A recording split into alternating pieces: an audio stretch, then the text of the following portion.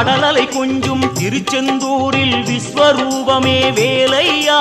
பழமுதி சோலை அறுபடை வீடும் புண்ணிய தரிசனம் முருகையா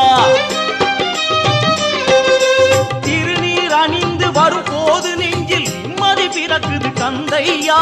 சுகனே சிவனார் மகனே உன்னை பாட பாட சுகமாகுதையா வேல் முருகா அரோகரா அரோகரா வேல்